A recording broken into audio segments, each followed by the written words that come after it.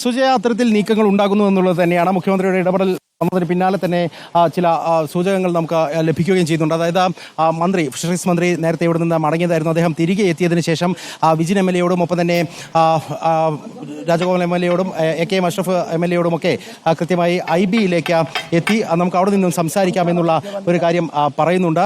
അത്തരത്തിലുള്ള ചർച്ചകൾ ഇപ്പോൾ നടക്കാൻ പോകുന്നു എന്നുള്ളത് തന്നെയാണ് നമുക്ക് മനസ്സിലാക്കാൻ സാധിക്കുന്നത്.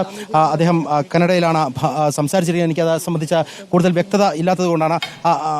MLA അദ്ദേഹം കന്നഡയിലാണ് സംസാരിച്ചത്. എനിക്കതിൽ പരിമിതിയുണ്ട്. എന്താണ് പറഞ്ഞിരിക്കുന്നത്? ഇപ്പം നമ്മളെ മംഗള വൈദ്യ ഇൻചാർജ് മിനിസ്റ്ററാണ്, ഫിഷറീസ് മിനിസ്റ്ററാണ്. അപ്പം ഞാനും ഇപ്പോൾ ഇവിടെ ഉണ്ടായിരുന്നു. പെട്ടെന്ന് നിർത്തിവെച്ചു എന്ന് അറിഞ്ഞിട്ടാണ് ഞാൻ ഇങ്ങോട്ടേക്ക് ഓടി സംസാരിച്ചത്. അതെ. അപ്പോൾ അദ്ദേഹം ഇപ്പോൾ നമ്മ ഒരു കാരണവശാലും നിർത്തിവെക്കാൻ പാടില്ല, നമ്മൾ ലോറിയും കാര്യങ്ങളൊന്നും കിട്ടിയിട്ടില്ല എന്ന് നമ്മൾ കൃത്യമായി പറഞ്ഞു. അപ്പോൾ അദ്ദേഹം പറഞ്ഞത് നമുക്കിപ്പോൾ കേരളത്തിലെ 3 MLA-മാർ ഞങ്ങൾ ഈ സ്ഥലത്തുണ്ട്. ഒന്ന് നമ്മളെ വിജിനും രാജഗോപാലും ഞാനും. അപ്പോൾ അദ്ദേഹം പറഞ്ഞു നമുക്ക് എന്തായാലും ഇവിടുത്തെ MLA നമുക്ക് IB-യിലിരിക്കാം, കലക്ടർ സ്ഥാനത്തിൽ സംസാരിക്കാമെന്ന്.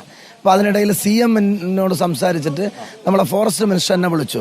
നമ്മുടെ CM എന്തായാലും തെരച്ചിൽ നിർത്താൻ പാടില്ല, അർജുനെയും ട്രക്കിനെയും കണ്ടുപിടിക്കുന്നവരെ തെരച്ചിൽ തുടരണമെന്നുള്ളൊരു ആവശ്യം കർണാടക മുഖ്യമന്ത്രിയുമായി സംസാരിച്ചിട്ടുണ്ട്. ഞങ്ങളിപ്പോൾ അടിയന്തരമായി ഒരു മീറ്റിംഗ് ചേരുന്നുണ്ട്. ആ മീറ്റിംഗിന് ശേഷം നിങ്ങളെ കാണാം. IB-യിൽ വെച്ചാണോ? IB-യിലാണ്. ഇപ്പം തന്നെ ഉണ്ടാവും. ഇപ്പം തന്നെ നമ്മൾ ഓക്കെ.